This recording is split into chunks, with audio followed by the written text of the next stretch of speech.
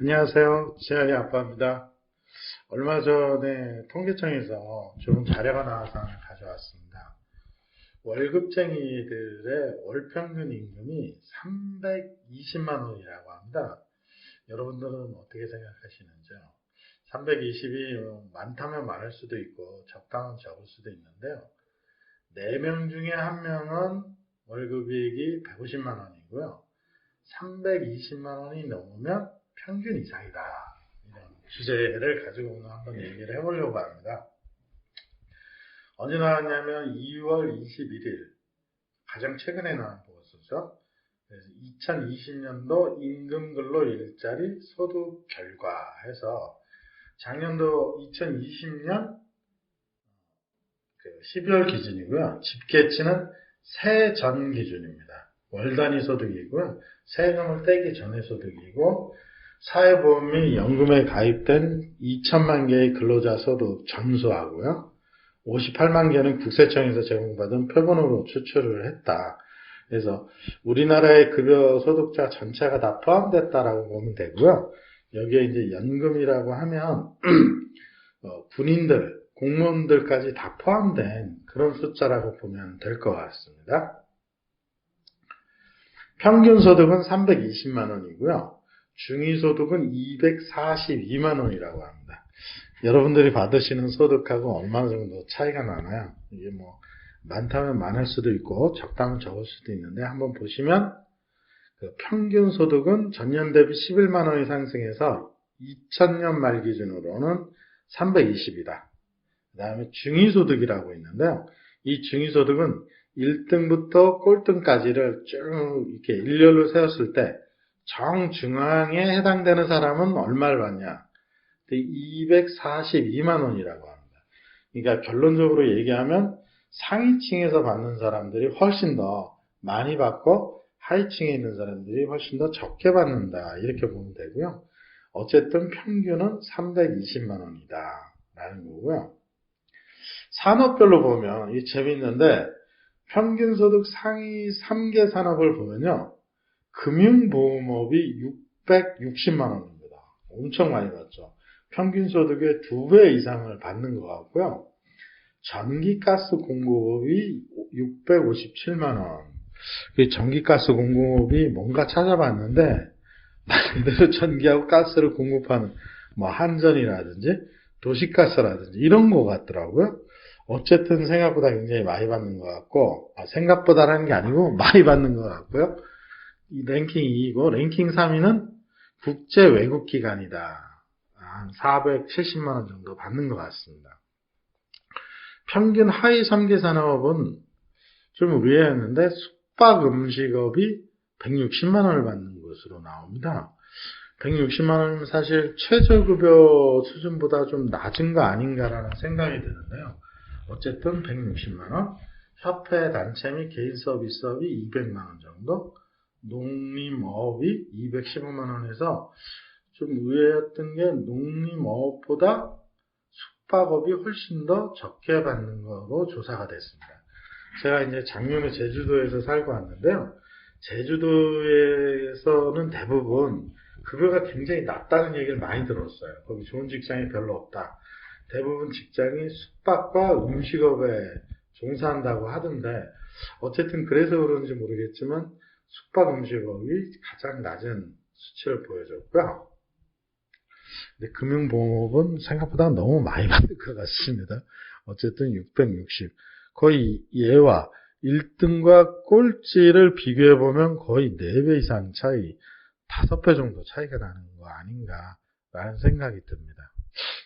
연령별로 보면 남자가 370만원, 여자가 247만원. 근데 이제 남자의 경우에는 40대가 가장 많이 받습니다. 저 같은 이제 50대는 금액이 좀 줄어들고 있고요. 또 하나 이제 우리가 뭐 대충은 알고 있었지만 대기업하고 중소기업의 급여 차이가 너무 많이 나는 것 같아요. 여기 보면 대기업 평균 소득이 530만 원이거든요. 근데 중소기업 평균이 260만 원 정도 됩니다. 거의 2.5배 이상 차이가 나지 않나라는 생각이 들기는 합니다.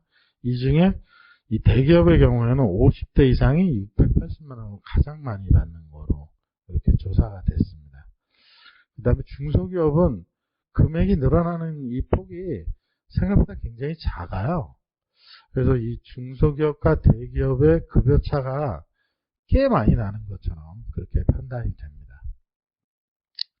상세하게 보면 산업별로는 금융보험업이 가장 많고 전기, 가스업, 국제 외국기관, 광업이 또 의외로 또 상위 랭킹 4위고요.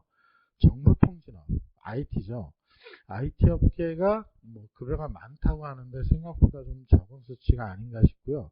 이게 2020년도 기준이니까 작년에 IT가 뭐 급여가 많이 올랐다고 하니까 작년 말 기준으로 조사를 이제 올해 말에 하겠죠. 하면 아무래도 정보통신업이 많이 올라가지 않을까 싶습니다.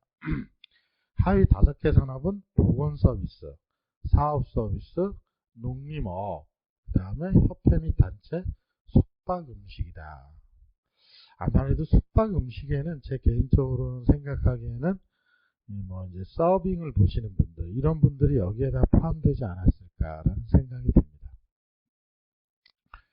직장인의 꿈인 1억 원 이상 받는 사람은 몇 프로 정도 되나 봤더니 이게 세전이니까 800만 원 정도 받으면 1억이잖아요. 그러니까 1억 원 이상 받는 사람의 비율은 한 5% 정도 되는 것 같습니다. 전체의 5% 정도가 1억 이상을 받는다. 그 다음에 가장 많이 받는 비율은 150만 원에서 250만 원 사이고요. 생각보다 300만 원대의 비율이 좀 10%밖에 안 되더라고요. 사실은 제 생각에는 이 300만 원대 비율이 좀 많이 두터워져야 우리 사회가 중산층이 좀 두터워지지 않나 싶은데요.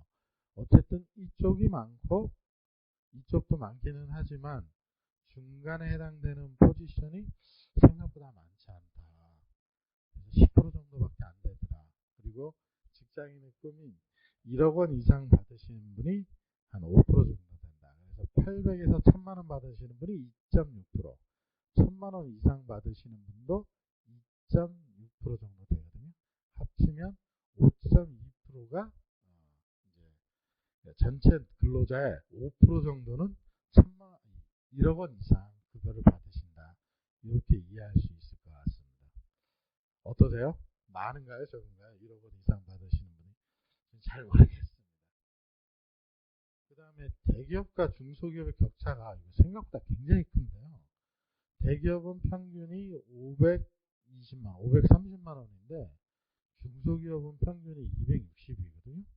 이 차이가 이제 거의 한 2배가 넘는 것 같습니다. 이 정도면 이거 차이가 너무 많이 나는 거 아닌가. 그래서 이제 그 사회를 처음 진출하시려고 하시는 대학교 이제 4학년생들이 필사적으로 대기업을 들어가려고 하는 이유가 여기에 있는 거 아닌가라는 생각을 좀 가져봅니다. 이 차이를 줄여야 우리 사회가 좀 두터워지지 않을까 싶습니다. 산업대 분류별로 평균 소득을 조사를 했는데요. 이제 의외라고 생각된 부분만 제가 표시를 했습니다. 제조업은 생각보다 또 높아요. 400만 원 정도 받으시는 것 같거든요.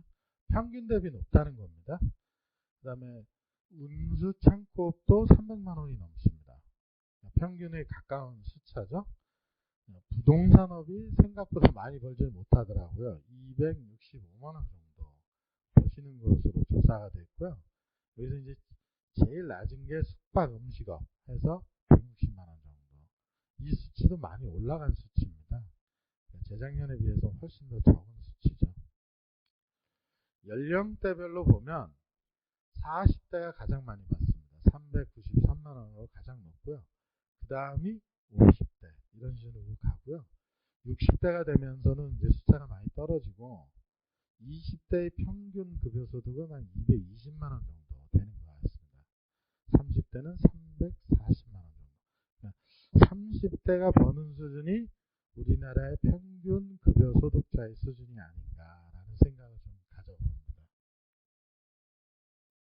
그래서 오늘은 어제 그저께 나왔던 통계청의 자료를 좀 참고를 해서 좀 설명을 드렸는데요. 정리를 좀 해보자면 직장인의 급여인 1억 원 이상 받으시는 분은 전체의 한 5% 정도 되더라. 급여소득자에. 그 다음에 350만 원에서 450만 원 받는 분들이 약 전체의 10% 정도 된다. 그 다음에 150에서 250만 원 받으시는 분이 약 28% 정도 된다. 생각보다 굉장히 높은 숫자입니다. 제가 느끼기에는 숫자가. 그래서 우리나라 전체 평균은 320. 1등부터 꼴찌까지를 나래비한 물리적인 중간의 소득은 240. 그 다음에 가장 많이 받는 것은 금융업이고요. 제가 금융 쪽에서 컨설팅을 하고 있는데 사실 이게 좀 고려를 해봐야 될 게 금융과 보험업은 55세 지나면 전부 다 임금피크제에 걸려서 다 퇴직을 하시거든요. 그러니까 55세까지는 많이 벌긴 하는데 다음 제2의 직업을 찾으시기가 굉장히 어렵거든요. 최근. 이게 과연 꼭 평생 많이 버는 숫자인가 라는 생각을 좀 해보고요.